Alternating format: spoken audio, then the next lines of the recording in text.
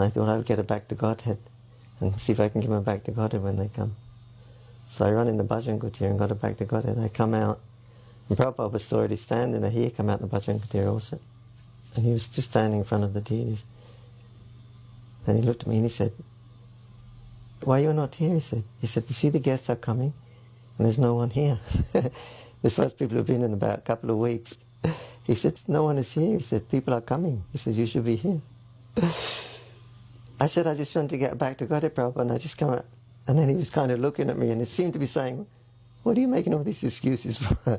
He was kind of smiling. I remember the first time I gave Prabhupada Charnamrita there, and my hand was shaking uncontrollably. And I was looking at my hand, I was thinking, why is it happening like this? It never happened before like that. It was really just uncontrollably shaking. He just kind of looked at me and smiled. And he took the Charnamrita. Another time Prabhupada was sitting in the bhajan kutir just on the outside under the veranda with one of his godbrothers, Damodar Maharaj. And I went and I offered him Charnamrita. And he was just sitting there, the sun was shining in it. And he just put his head back and he opened his mouth. And then he let me pour the Charnamrita into his mouth. Then Damodar Maharaj, his godbrother, did the same thing, just put his head back and opened his mouth, and I was pouring Charnamrita. But it was kind of a strange experience because, Prabhupada, he was our Lord and Master, the big father figure, protector and everything, and then he's kind of acting like a little baby, you have to feed him. It was a new experience that I had with Prabhupada. Prabhupada really liked Mayapur. He seemed really relaxed in Mayapur when we would come. I remember the one time we went up to his quarters when he first got there, and of course I'd follow him in. He was setting everything up and he was just looking out his window. His windows of course were on each side of his room. So he walked in his front door, and he just looked out his window, and then it was just stretches of fields everywhere. It was wide open and very tranquil, very peaceful. And he would just chant, and look out there. And one time he turned and he just looked at me and he smiled and he said, "So, Srutakirti Maharaj, you like it here in Mayapur?" And I said, "Yes, Prabhupada, very much." The way his quarters was set up there, they had the padding, across the entire room. So sometimes you could go in there in the middle of the day and Prabhupada would just be laying on the floor, and he'd have his feet over the big bolster pillows that were against the walls. He would just move one out a little bit, so he'd just have his legs hanging over the bolster pillow, and he'd just be relaxing. And his morning walk was always right outside his room. As soon as he'd go down the steps, he was already on his walk, right? But he also always knew everything who was around, who wasn't around, who was missing the walk. Because sometimes if he was going out, get down to the bottom of the stairs and he would ask, "Where's such and such? Where's this devotee? Where's that devotee?" One time he asked, he said, I don't know who it was, he said, "Where's this devotee?" And someone said, "Oh, he's sick, Prabhupada." Prabhupada kind of chuckled.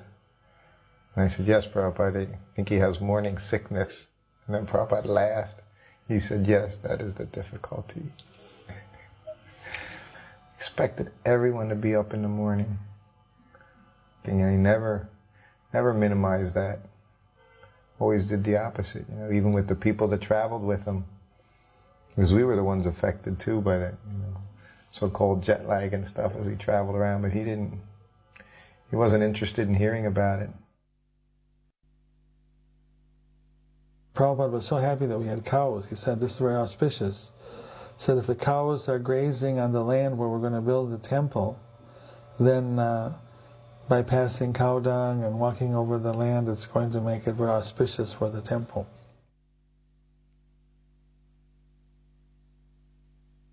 Prabhupada wanted us to feed the local villagers, so we had, even before we had a building, we had a big pot for cooking and distributing prasadam. Prabhupada used to go on walks, and he liked to walk along the pathways in between the fields. He called these the little highways. As he'd be walking, then the villagers would offer him respect and pay obeisances. was a very informal, friendly environment with all the local villagers.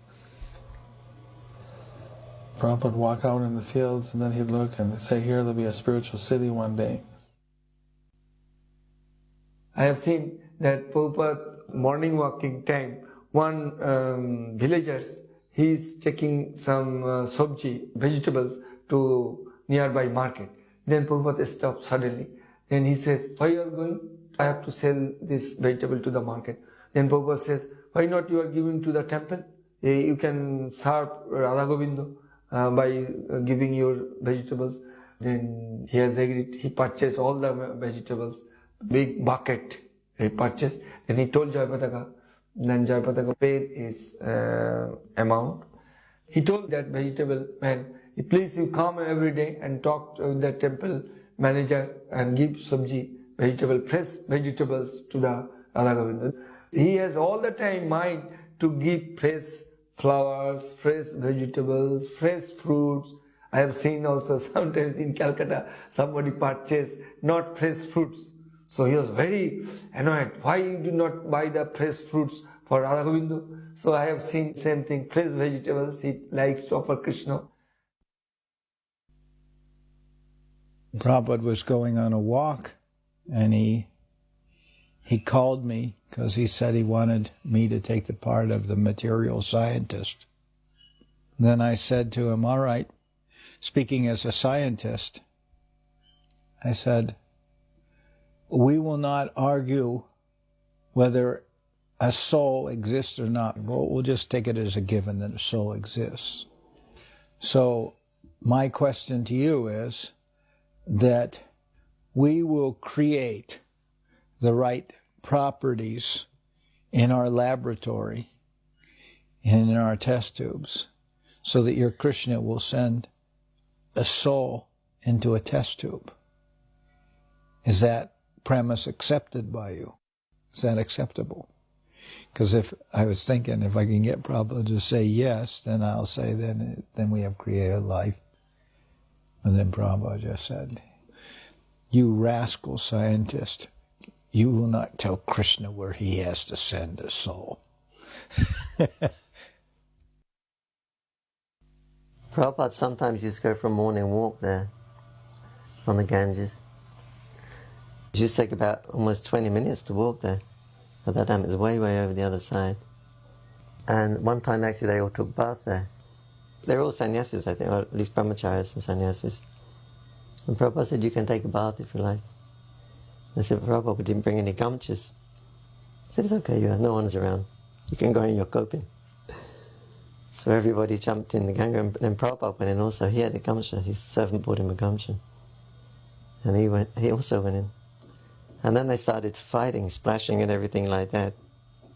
And Prabhupada said that, this is okay. He said, Lord Chaitanya, he was also doing this. Then someone started to splash Prabhupada, Madhavisa Maharaj, I believe. Mildly, in a playful way, but he was giving little splashes with his hand. But Prabhupada said, don't become too familiar with your guru. He reprimanded him. And Guru creeping and they were pouring water on Prabhupada's head with their hands, chanting Chintamani Prakada Sadmasukal, chanting Chintamani prayers. Another time he said, if you build a road from our ashram to the Ganga, nice road, he said, I will come every morning for a walk here.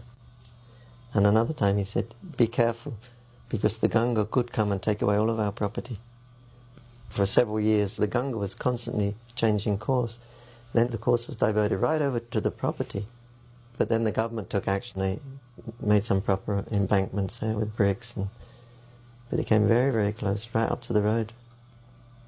But now it's gone back to a steady course, which is a very good symptom, because in the Navadvita Mahatmya, it's predicted that for several hundred years, about 400 years, the Ganga will constantly do this, actually flood the whole area.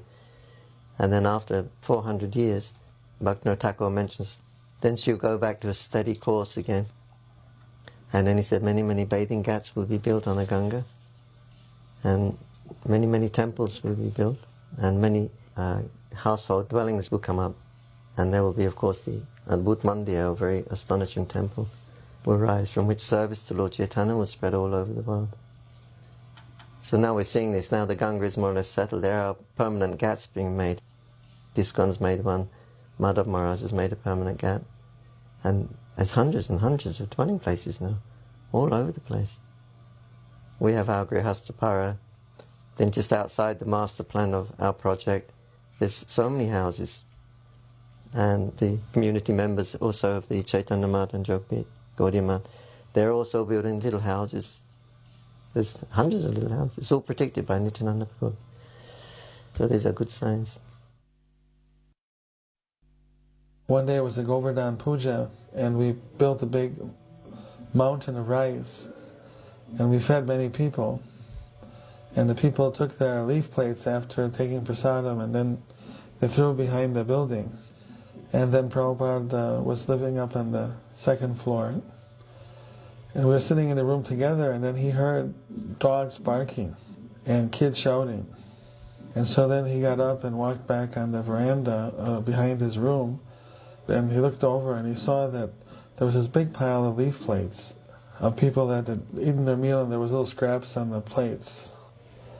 So then there were some very poor children with sticks in their hand, fighting off some very hungry dogs, trying to get the scraps of food that people hadn't finished eating on their plate. When Prabhupada saw that how these children were so hungry that they had to eat the things that people threw away, and how they were fighting with the dogs to get these scraps of food, tears swelled in his eyes, and he said, we had to see that nobody goes hungry within a 10-mile radius. The temple is the house of God. God's everyone's father, Krishna's everyone's father, so in the presence of the Father, the Son doesn't go hungry. So like that we have to make an arrangement that people get fed. And so that was inspiration for regular prasadam distribution. And I remember one time watching Srila Prabhupada, while all the people from the villages were out taking prasadam, he would go to the little window in the hut and then look out and watch them. And then I would remember the verse, Chatu Vidhashri Bhagavat Prasada, that the spiritual master is very satisfied if he sees the devotees taking prasadam. And he looked very happy, he looked very satisfied. Prabhupada was trying to involve his god brothers and work cooperatively with them. Especially he made a lot of effort with Bhakti Rakshak Sridhar Maharaj, because they were very old friends. He used to come and visit Prabhupada in his house and stay at their guest house. So he was inviting him to come even to the west and see the temple, see how the preaching was going on. But he declined, he said it was too far. So he invited him to come over to Mayapur. So he agreed to come. So then Prabhupada had him share a seat on the Vyasasana with him. And he was very, very accommodating and loving to him. Prabhupada invited all of his godbrothers to come, and they were all coming, one at a time or two at a time, throughout that whole morning. And he spoke to everyone, and he said exactly the same thing to everyone. He said, we're having some success in our preaching, and so we have some good facilities now. And he said, and you are all experienced preachers. You have been trained by our Prabhupada. He said, so I have all these buses coming out. It's that time when they were bringing all those Mercedes buses. He said, I have many buses. So I can give you all a bus, and I will give you men. And you just go out and preach. He said, if you have any problem in your temple of maintenance, he said, I will also give you men for your temples and to help you maintain in the temple. He said, there's only one condition. He said, that you distribute my books. My books are to be distributed on these parties. He said, but you will lead, you will preach. Unfortunately, not one of them accepted his offer. And Prabhupada really tried to get them to work together again.